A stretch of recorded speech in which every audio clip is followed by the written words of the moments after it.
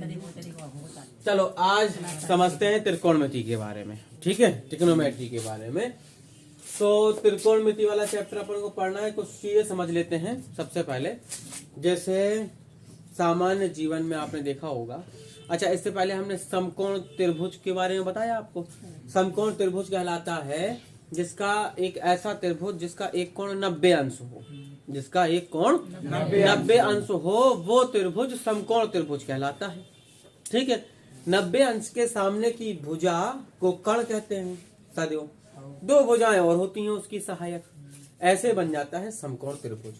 समकोण त्रिभुज से संबंधित कुछ चीजों के बारे में हम परिकल्पना कर सकते हैं। जैसे मान लीजिए आप किसी सड़क के किसी किनारे पर खड़े हैं और किसी घर मकान में कोई पौधा लगा है, गमला रखा है मान लीजिए, और उसको आप देख रहे हैं, गमले को, पौधे को देख रहे हैं। तो आपकी आंखों से गमले की बीच की दूरी को अगर हम एक रेखा माने तो ये कर्ण कहलाने लगेगा। गमले की कुछ ऊंचाई होगी और आपकी उस घर से कुछ दूरी होगी, मतलब एक समकोण त्रिभुज का निर्माण हो जाएगा, है ना। या आपका घर मान लो किसी नदी के किनारे है और नदी में कोई नाव है, कोई आदमी चला रहा है नाव को, आप उसे नाव को देखोगे तो भी आपका एक समकोण त्रिभुज की परिकल्पना की जा सकती है ना। तो जब हम ऐसी घटनाएं देखते हैं तब हमें ऊंचाई का पता लगाना हो या किसी वस्तु की दूरी का पता लगाना हो या ये पता लगाना हो कि जिस वस्तु को हम ऊंचाई पर रखी वस्तु को देख रहे हैं वो वस्तु पर हमारे आंख के द्वारा कितना कोण बन रहा है, इन सब का पता लगाने के लिए हमें त्रिकोणमिति का जानना आवश्यक होता है। ठीक है, त्रिकोणमिति में कुछ राशियां होती हैं, वो आपको समझना है। उनके मध्य प्रतिलोम या व्युत्क्रम संबंध क्या होता है यह हमें समझना है। फिर हम उससे संबंधित समकोण त्रिभुज के बारे में चर्चा करेंगे और उसके बारे में सवालों की चर्चा करेंगे। ठीक है, तो हम सबसे पहले समझते हैं त्रिकोणमिति राशियां। आपको 6 प्रकार की राशियां पढ़ना है। 6 राशियां होती है त्रिकोणमिति में। नंबर एक होता है साइन। एक क्या होता है? साइन। दूसरा होता है कॉस। तीसरा होता है टेन। एक होता है कॉट। एक होता है सेक और एक होता है कॉसेक। ठीक है, ठीक है, बात समझ में आ गई। इनमें एक व्युत्क्रम संबंध होता है। कौन सा संबंध होता है? व्युत्क्रम संबंध होता है, रेसिप्रोकल रिलेशन। ठीक, उसको समझो क्या होता है। कोई भी कोणांक की ज्या हो, जैसे साइन थीटा, थीटा कोण है और साइन का मतलब हिंदी में होती है ज्या, कॉस का मतलब होता है कोस ज्या और टेन का मतलब होता है स्पर्श ज्या। टेन का मतलब होता है स्पर्श ज्या। तो साइन थीटा बराबर होता है 1/कोसेक थीटा। याद रहेगा, साइन थीटा बराबर 1/कोसेक या कोसेक थीटा बराबर 1/साइन थीटा, है ना। एक दूसरे का व्युत्क्रम। कोसेक थीटा यहाँ चला जाएगा, साइन थीटा यहाँ आ जाएगा। इसी प्रकार से कॉस थीटा बराबर होता है 1/सेक थीटा और सेक थीटा बराबर होता है 1/कॉस थीटा। इसी प्रकार से होता है टेन थीटा 1/cos।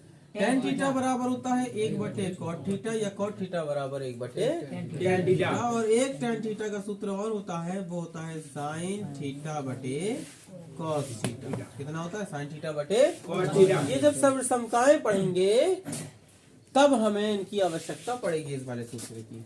और अगर हम कॉट थीटा की बात करें तो चूंकि कॉट थीटा टेन थीटा का व्युत्क्रम था, इसलिए कॉट थीटा बराबर इसका व्युत्क्रम हो जाएगा कॉस थीटा बटे साइन थीटा। इतनी बात समझ में आ गई। अब अगर हम एक समकोण त्रिभुज के बारे में बात करें, समकोण त्रिभुज, चलो हम ऐसे एक समकोण त्रिभुज बना लेते हैं। ये रहा समकोण त्रिभुज, ये 90 अंश है ना, ये 90 अंश, ये समकोण त्रिभुज, ये 90 अंश है। और इसे हमने ए माना, इसे हमने बी माना, इसे हमने सी माना। तो समकोण त्रिभुज में 90 के सामने की भुजा को तो सदैव कर्ण कहते हैं, ये सबसे बड़ी भुजा कहलाएगी।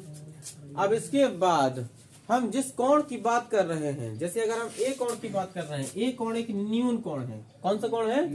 न्यून कोण है। न्यून कोण का मतलब होता है 90 से कम, जिनका मान होता है उन्हें हम न्यून कोण कहते हैं। बहुत सर्दी है, मजे की, है ना।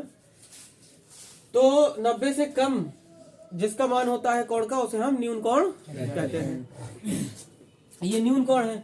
न्यून कोण के सामने की भुजा BC कहलाएगी, यानी कोण ए के सामने की भुजा, कोण ए के सामने की भुजा मतलब सम्मुख भुजा, कोण ए के सम्मुख भुजा जो है BC, सामने की भुजा वो है BC।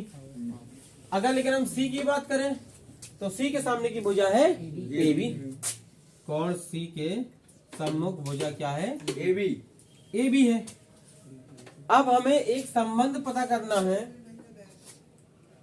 समकोण त्रिभुज की भुजा, लंब, आधार और कर्ण और त्रिकोणमिति राशि के मध्य संबंध। जैसे हम एक बात करें कि साइन थीटा की बात करें, अगर हम साइन थीटा, थीटा का मतलब यहाँ पर अगर हम यहाँ पे एक थीटा कोण मान लें तो हम इसकी बात कर रहे हैं, इस कोण की बात कर रहे हैं, अर्थात A की बात कर रहे हैं। तो A के सम्मुख वाली भुजा ये कहलाएगी और सम्मुख भुजा को हम लंब भुजा मान लें। सम्मुख भुजा को, क्योंकि इन दोनों में से एक लंब होगी और एक आधार होगी, ये तो कर्ण है। तो न्यून कोण के सामने की भुजा लंब मान लिया करो और शेष बची भुजा को आधार मान लिया करो। अगर हम कोण C की बात करेंगे, बात याद रखना, बहुत अच्छे से याद रखना, कोण अगर हम C की बात करेंगे तो C के सामने की भुजा कहलाएगी लंब और दूसरी भुजा कहलाएगी आधार। ठीक है, तो इस हिसाब से अगर हम देखें तो एक सूत्र आप याद रखेंगे, एक हम सारणी बना देते हैं छोटी सी, है ना। लाल अच्छा, लाल कक्का, पीले कक्का आ जाए तक लाल रहना चाहिए, लाल है, कक्का है। अब तुम में से किसी के कक्का हो तो नहीं कह सकते, किसी के हैं, हुई है ना। चलो, पहले वाले खाने के ऊपर लिख देते हैं हम साइन, दूसरे वाले के ऊपर लिख देते हैं कॉस, तीसरे वाले के ऊपर लिख देते हैं टेन, साइन के नीचे लिख देते हैं कॉसेक, कॉस के नीचे लिख देते हैं सेक और टेन के नीचे लिख देते हैं कॉट। ऊपर वाले को ऊपर वाले से पढ़ेंगे, नीचे वाले को नीचे वाले से पढ़ेंगे। इसके आधार पर अगर हम देखें तो हम ये जानते हैं कि साइन थीटा बराबर क्या होता है? साइन थीटा बराबर होता है लंब बटे कर्ण। साइन थीटा बराबर लंब बटे, L का मतलब हो गया लंब और K का मतलब हो गया कर्ण। तो साइन थीटा बराबर लंब बटे कर्ण। कॉस थीटा बराबर आधार बटे कर्ण। टेन थीटा बराबर और कॉसेक थीटा बराबर और सेक थीटा बराबर कॉट थीटा बराबर। बात समझ में आ रही है ना? शाबाश, बड़े होशियार लग रहे। होशियार हो तो अच्छी बात है, अच्छी परसेंटेज भी आएगी। तो ये समझ गए आप। अब अगर ये समझ गए तो समकोण त्रिभुज में हम एक पिरमे लगाते हैं। कौन सी पिरमे? अरे भैया, आज तो लग रहा है बहुत होशियार है। पाइथागोरस पिरमे। और पाइथागोरस पिरमे का मतलब क्या होता है? कर्ण का वर्ग बराबर, हाँ, अच्छा हो गया, ठीक है साहब। आधार का वर्ग, बहुत अच्छा चल रहा है आज। कर्ण का वर्ग बराबर लंब का वर्ग प्लस आधार का वर्ग। मतलब सर्दी ज्यादा पढ़ना चाहिए। अगर सर्दी ज्यादा पड़ रही तो समझ लो, हाँ, पढ़ाई में मन लग रहा आप लोगों का। अगर सर्दियों में पढ़ाई में मन लगता है काफी बढ़िया। पेपर आ गए तो मन लग रहा। चलो, भगवान करे कि फिर हर महीने ऐसे पेपर आया करें तो कम से कम मन तो लगता ही रहेगा। ठीक है, कर्ण का वर्ग बराबर लंब का वर्ग धन आधार का वर्ग। अगर मान लो इन तीनों में से लंब, आधार और कर्ण में से कोई दो भुजाएं आपको दी गई हो तो तीसरी भुजा तो ज्ञात कर लोगे ना। जब तीसरी भुजा ज्ञात कर लोगे, कोई एक अनुपात दिया गया हो आपके पास में, तो सभी अनुपात आप निकाल सकते हो। जैसे उसने ये कहा एक क्वेश्चन में, क्वेश्चन में उसने ये कहा कि यदि त्रिभुज ABC में कोण B समकोण है, कोण भी क्या है? समकोण। और तथा साइन A बराबर 3/5 है, तो अन्य त्रिकोणमितीय अनुपात ज्ञात कीजिए। तो अन्य त्रिकोणमितीय अनुपात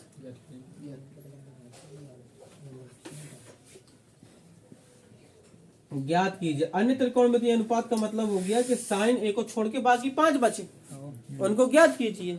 अन्य 2 भी कह सकता था, 5 कह दिए तो 5 भी कह सकता था, या ये भी कह सकता था कि साइन A बराबर इतना है तो कॉट ए का मान ज्ञात कीजिए, tan ए का मान ज्ञात कीजिए, ऐसा भी कह सकता था। पांचों त्रिकोणमिति अनुपात निकालना है आपको। साथ साथ एक चीज और भी करना है आपको, तथा cos c व tan c का मान भी ज्ञात करना है। समझ रहे हो, हम ये सवाल समझा रहे हैं तो आपको एक्सरसाइज में उसको एक्सरसाइज कर लेना और भी सवाल लगा लेना है। तो सबसे पहले हम उसने कहा यदि त्रिभुज एबीसी में बी कोण समकोण हो तो एबीसी एक समकोण त्रिभुज है। एबीसी एक समकोण त्रिभुज है तो अपन समकोण त्रिभुज लगा देते हैं। रमेश दत्ता है ना, ऐसा ही है ना।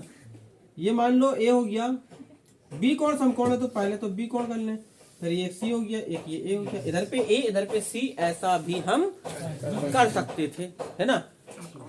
अच्छा तो साइन ए बराबर है 3/5। साइन ए बराबर क्या है 3/5 है। और साइन थीटा बराबर हम पढ़े हैं कि लंब बटे कण होता है। इसका मतलब है कि त्रिभुज में जो लंब है वो 3 है और कण है वो 5 है। अब लंब कौन है, ये कि ये, यानी लंब ए बी भुजा कहलाएगी कि बी सी भुजा कहलाएगी। ये इस बात पर निर्भर करेगा नालायक, ये इस बात पर निर्भर करेगा कि किस कोण की बात हो रही है। ए कोण की बात हो रही है, तो जब ए कोण की बात हो रही है तो कोण ए के सामने की भुजा लंब कहलाएगी। ए के सामने की भुजा लंब कहलाएगी। जिस न्यून कोण की बात की जाए उसके सामने की भुजा लंब कहलाएगी, उसके सामने की भुजा लंब कहलाएगी, लंब कहलाएगी, लंब कहलाएगी। ठीक है, तो साइन ए लंब बटे कर्ण लंब कहलाएगी बीसी। ए के सामने की भुजा बीसी, ए के सामने की भुजा बीसी, तो ये कहलाएगी लंब। तो ये हो गया 3 और कर्ण तो 5 है। ये निकालना है आधार। बहुत बढ़िया, लगा दो पाइथागोरस पिर में।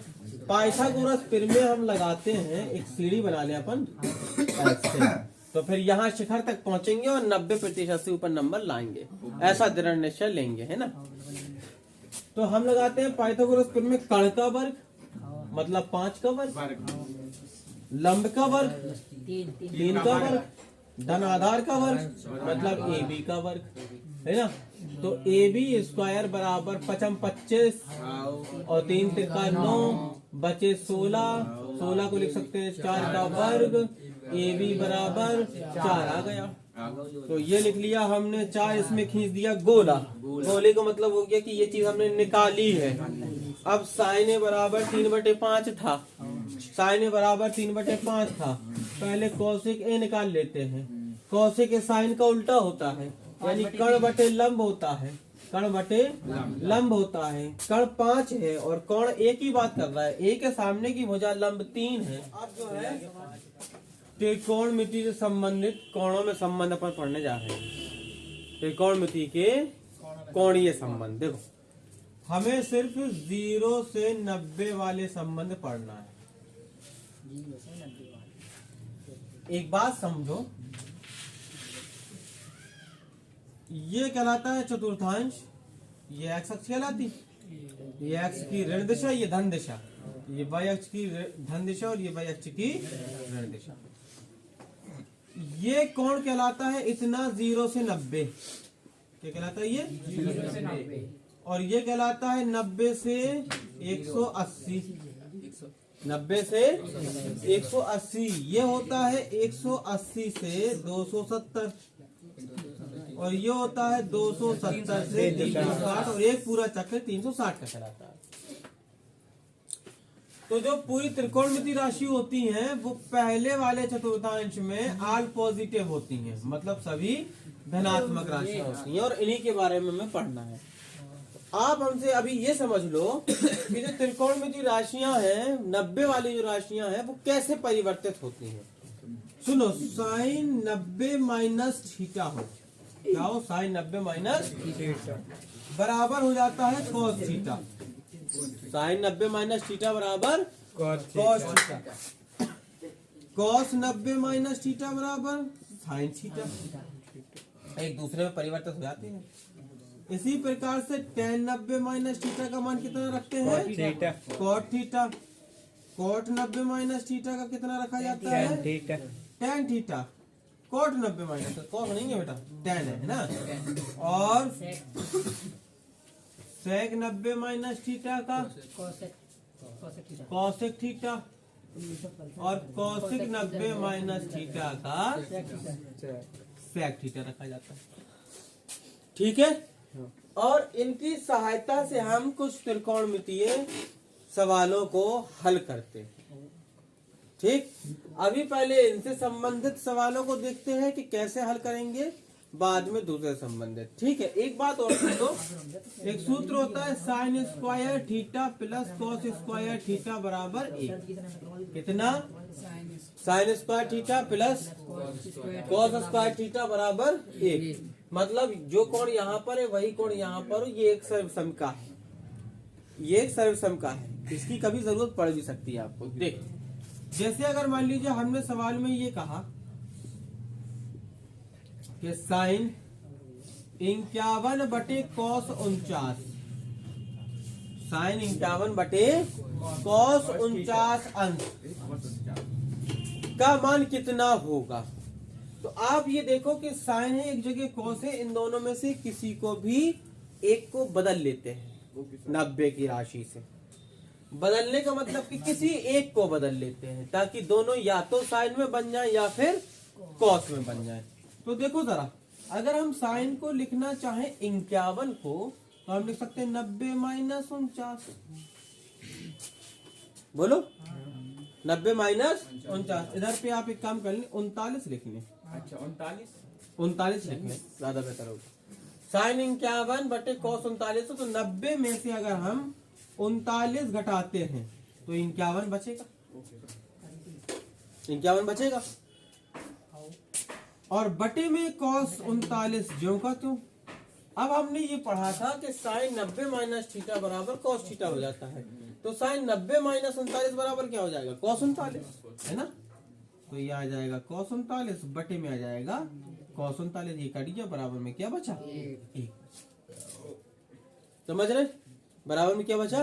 1 बचा। अब जैसे अगर हम एक आध सवाल और करें, मान लीजिए हमने आपको ऐसा लिखवाया, यहाँ लिखा हमने साइन 50, ठीक है, साइन 50 इंटू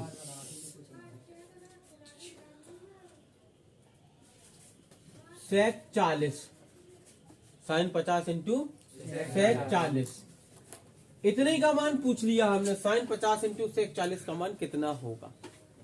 फिर वही कहानी, दोनों में से किसी एक को परिवर्तित करो 90 से। कैसे करेंगे देखें, आंसर निकालना है। साइन 50 ज्यों का त्यों, सेक 40 को आप लिख सकते हैं सेक 90 माइनस 50, आ जाएगा 40। और सेक 90 माइनस थीटा बराबर क्या होता है? Cosec theta. तो साइन 50 और सेक 90 माइनस थीटा का मान कॉसेक थीटा, मतलब कॉसेक 50।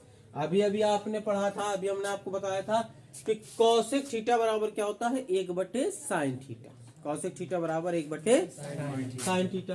तो साइन 50 जो का क्यों, कॉसेक 50 बराबर 1 बटे साइन 50, है ना। साइन 50 से साइन 50 कैंसिल, आंसर आया कितना आपका? 1। आंसर आया 1। इसी तरीके से अगर हम आपसे ये कहें कि ये रहा tan 20, कितना? tan 20, और यहां हमने लिखा tan 70, tan 20 into tan 70, plus यहाँ पे लिखा cot 20 इंटू cot 70, और कहा कि इसका मान ज्ञात कीजिए। कहा कि इसका मान ज्ञात कीजिए। कैसे ज्ञात करेंगे इसका मान? देखो, इन दोनों में से किसी एक को परिवर्तित करें। जब दो राशियां इंटू में हो तो किसी एक को परिवर्तित करना है, या भाग में हो तो किसी एक को परिवर्तित करना है। दूसरे जैसा बन जाएगा रूप। देखो, tan 20 ज्यों का त्यों, tan 70 को आप लिख सकते हैं tan 90 माइनस 20, बोलो लिख सकते। cot 20 ज्यों का त्यों, cot 70 को आप लिख सकते हैं 90 माइनस 20, ठीक है ना। फिर tan 20 ज्यों का त्यों, tan 90 माइनस थीटा बराबर हमने पढ़ा कि cot थीटा होता है, तो आ जाएगा cot 20, प्लस यहाँ पर आ जाएगा cot 20, cot 90 माइनस 20 बराबर tan 20, है ना, आ गया। अब tan 20 ज्यों का त्यों, तो cot 20 बराबर 1 बटे tan 20 होता, है ना। कॉट 20 ज्यों का त्यों, tan 20 बराबर 1/cot 20 होता। एक cot 20 से cot 20, tan 20 से tan 20, एक यहाँ बचा एक यहाँ बचा, बराबर में क्या आ गया 2। ऐसे लगाना है आपको सवाल, ठीक। अब कुछ विशेष सवाल होंगे, अच्छे सवाल होंगे, कुछ डिफिकल्ट टाइप के होंगे और अच्छा लेवल होगा उनका, तो वो सवाल बताते हैं, पहले इसको नोट करना, ठीक है।